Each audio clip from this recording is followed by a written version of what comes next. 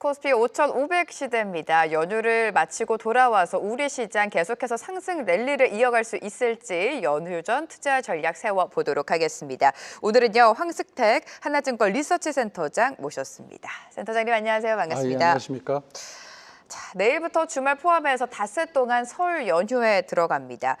2월장을 복귀를 해보면 우리 시장 사이드카만 3번 발동할 정도로 변동성이 컸고 시장은 또 추세적으로 상승장을 보여줬죠. 5,500선을 넘긴 코스피 상승세가 계속 이어질 거라고 보십니까? 일단은 저는 기본적으로 국내 증시의 기초 체력이 좋기 때문에 단기간에 조정이나 이런 부분들은 있을 수 있지만 상승 기조는 유지가 될 거다라고 보고 있고요. 기본적으로 지금 시가총액 비중 반도체가 한 38% 정도 되는데 일단 기본적으로 이익 증가율이 지금 주가에 반영이 되고 있다라고 판단을 하고 있고요. 한국은행하고 연준이 최근에 이제 금리를 동결하면서 시중금리가 꽤 높은 수준입니다. 네. 그럼에도 불구하고 또 경기 성장률이나 우리 수출이 좋기 때문에 이런 부분들을 좀 상쇄하고 있다라고 생각을 하고 있고요. 이익 전망치가 계속적으로 상향 조정되고 있어서 추가적으로 상승할 여지도 충분히 있다라고 판단을 하고 있습니다. 네, 설 연휴 동안 우리가 쉬어가죠. 그 사이에 미국에서 좀 매크로 이슈들이 많이 나옵니다. FOMC 의사록 공개가 되고 오늘 밤에 또 CPI 물가가 나오고 차기 의장인 워시가 지명되면서 매일같이 좀 새로운 노이즈가 나오고 있는데 이러한 변수 어떻게 체크를 해야 될까요? 일단은 단기적으로 이제 물가라는 게 연준의 양대 책무고, 그렇죠. 그래서 굉장히 물가라는 변수에 이제 자본시장도 좌지우지되고 있는 상황이기 때문에 그 CPI 발표는 상당히 중요합니다. 그래서 지금 사실은 관세가 작년에 이제 4월 달에 부각이 되면서 그때보다 우려는 좀 잦아들긴 했지만 여전히 좀 지켜봐야 되는 부분이고요.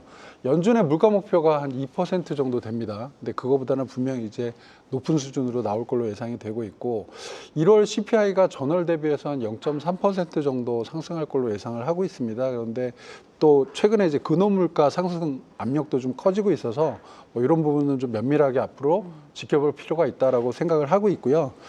지금 물가가 높으면 당연히 연준 입장에서는 금리를 내리는데 좀 부담을 갖게 되죠. 그래서 금리 인하에 좀 제약 요건이다라고 보고 있고 이런 부분들이 또 주식 투자자들의 투자 심리에도 영향을 주기 때문에 일단은 단기적으로 물가는 좀 봐야 되지 않나라고 판단을 하고 있습니다.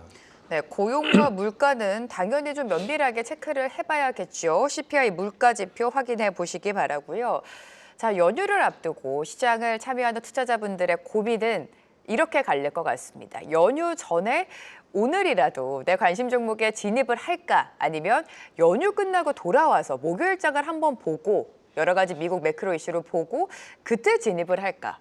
어느 쪽에 표를 주실까요, 센터장님? 저희가 이제 통상적으로 주식 투자들이 하는 얘기들이 장기적인 연휴가 있을 경우에는 일단 좀 변동성 관리에 좀 유의를 해야 된다라고 생각을 하고 있고 기본적으로 이제 연휴 직전에 그 주식 비중을 확 늘리는 것보다는 일단은 리스크 관리를 하는 게 맞다라고 생각을 하고 있고요.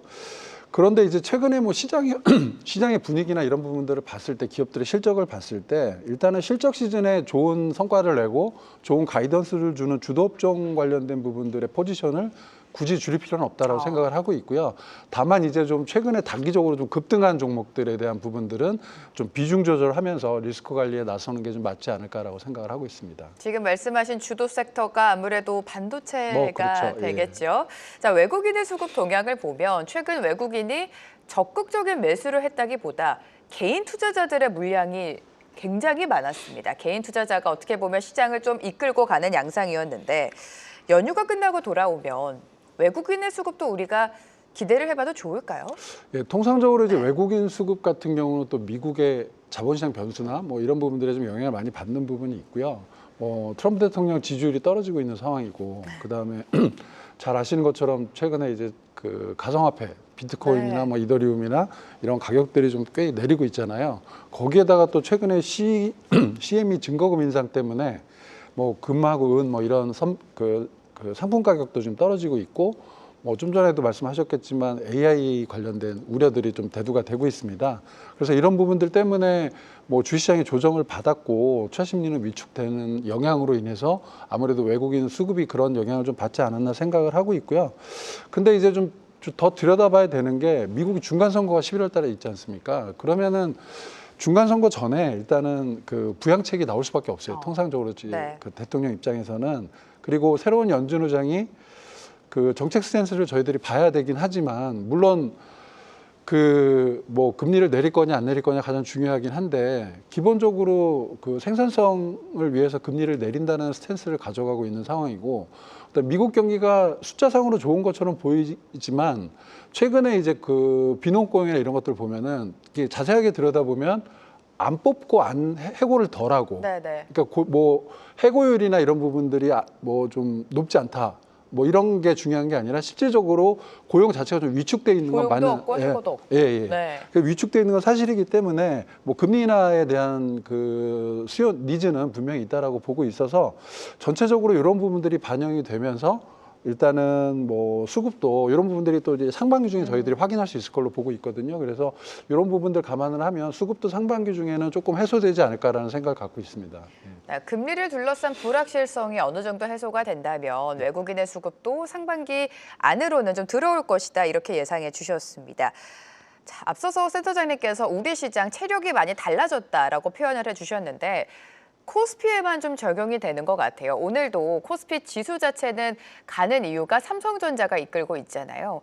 코스닥 시장은 어떻게 평가하십니까? 일단은 뭐 기본적으로 코스닥 시장 같은 경우는 뭐 여러 가지 변수들이 있죠. 일단은 성장주가 많고 그다음에 실적이 생각보다 그러다 보니 생각보다 많이 나오지는 않고 그렇죠. 있죠. 네. 예. 그래서 뭐 기관 투자자나 외국인 투자자들이나 일단 기본적으로 실적에 근거해서 투자하는 포지션들이 뭐 상당히 좀 들어오기 어려운 상황이긴 하죠. 거기다가 뭐 최근에 정부가 이제 정책을 좀 강화하긴 했지만 옥석 가리기도 분명히 필요한 상황이고 그런 부분들이 일단은 어느 정도 좀 해소가 돼야 되지 않을까라고 보고 있고요. 일단은 그럼에도 불구하고 이제 정부가 의지를 가지고 정책을 진행을 하고 있기 때문에 그런 부분들은 조금씩 해소가 되지 않을까라고 생각은 하고 있습니다. 네, 코스닥 안에서는 또 어떤 업종을 눈여겨봐야 되는지는 잠시 후에 또 한번 여쭤보도록 하고요. 일단은 최근에 반도체에 집중됐던 매수가 호실적, 실적 성장 업종으로 순환매가 빠르게 돌았습니다. 특히나 춘절이라는 빅 이벤트를 앞두고 뭐 유통, 관광, 카지노, 호텔, 뭐 여러 가지 중국 소비 관련주도 시세를 내줬는데 중요한 건 계속해서 이 상승을 끌고 갈 수 있냐겠죠. 어떻게 보세요?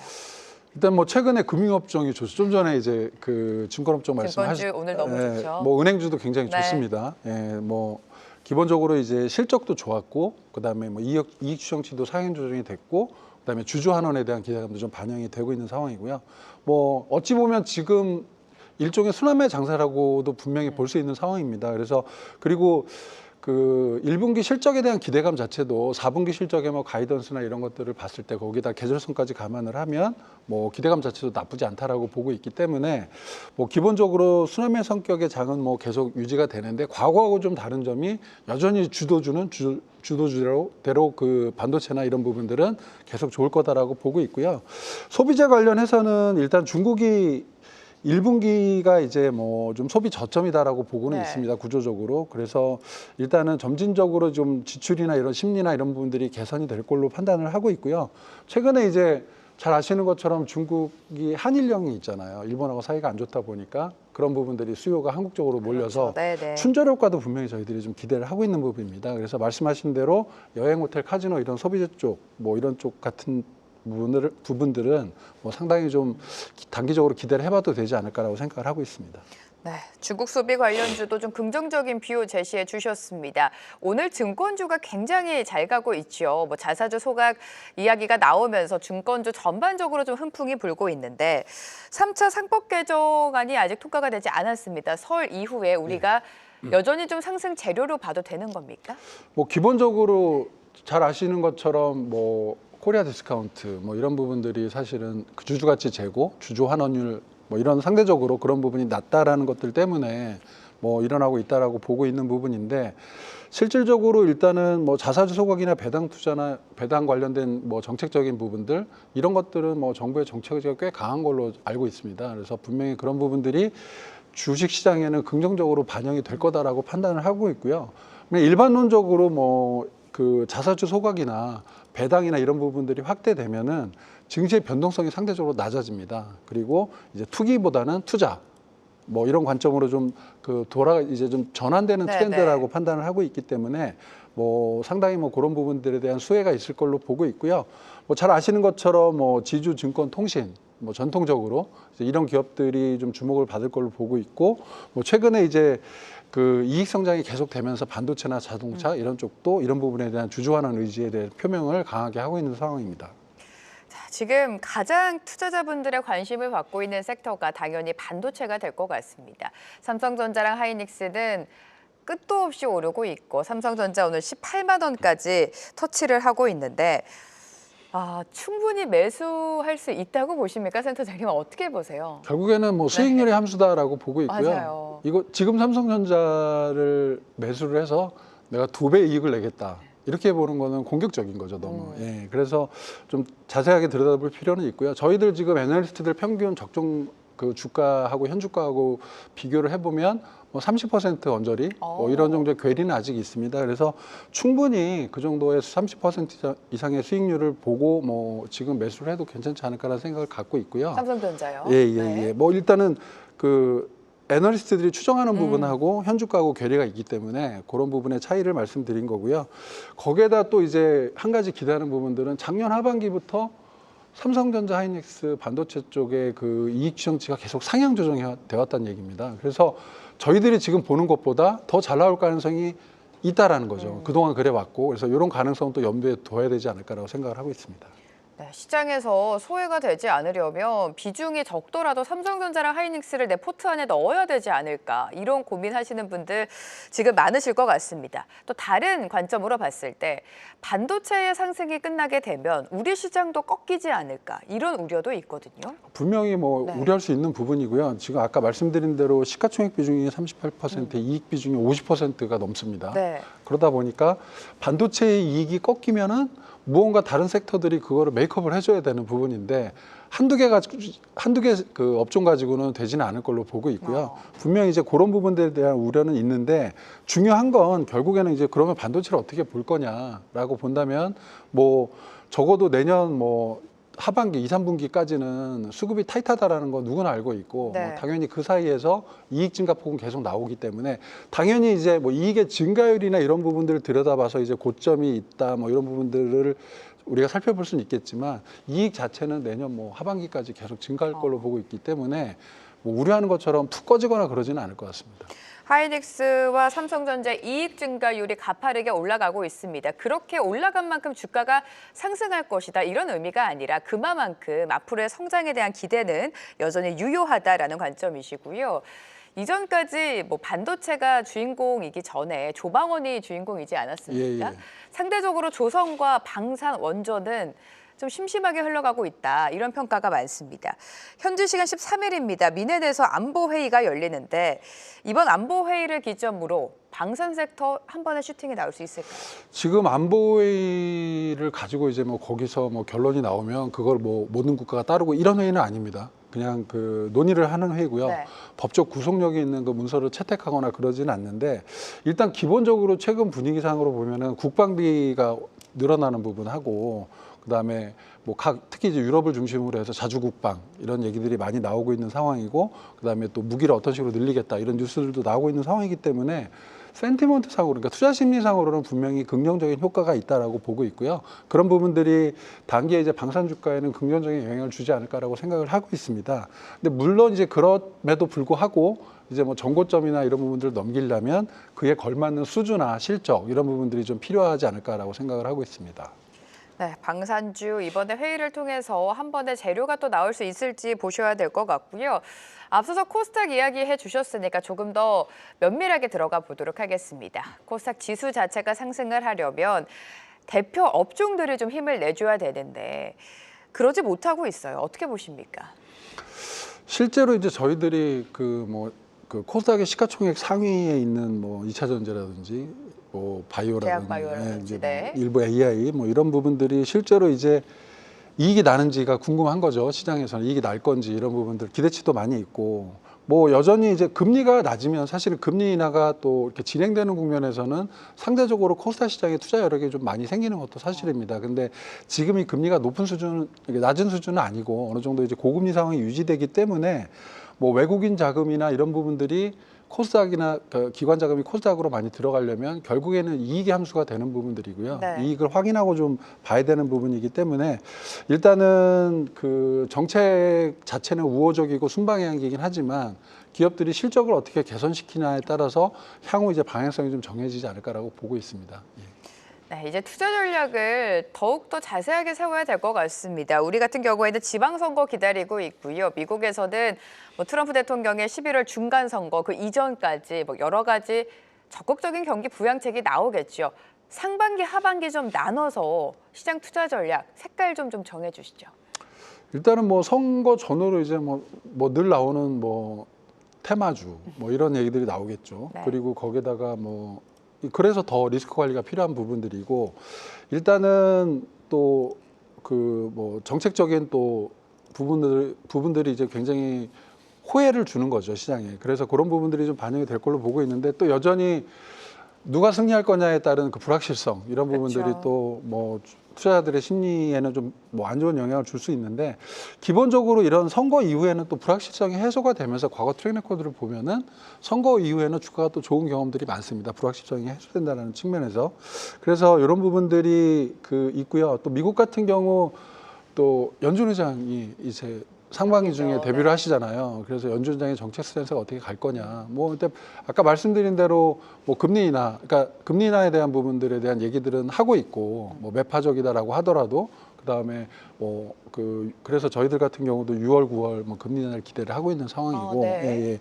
그래서 이런 부분들이 증시에는 좀 긍정적인 영향을 주지 않을까라고 생각은 하고 있고요.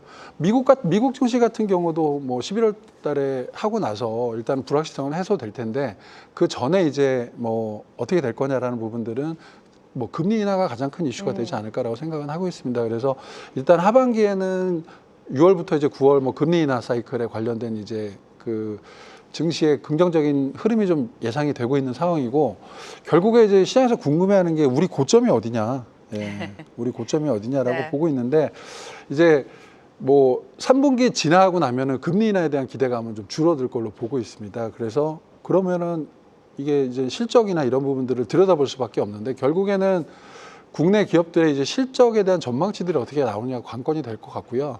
일단 뭐 그 과거처럼 이제 뭐 굉장히 높은 수준의 이제 숫자들이 나올 것 같지는 않지만 여전히 긍정적인 숫자들이 나오고 추가적으로 오늘 뭐 삼성전자, HBM4 뉴스도 있었지만 또 그런 부분들이 실적에 반영이 되다 보면 또 저희들이 예상한 것보다 더 좋은 실적이 나올 수도 있을 가능성이 있기 때문에 그런 부분들이 좀 변수가 되지 않을까라고 보고 있습니다.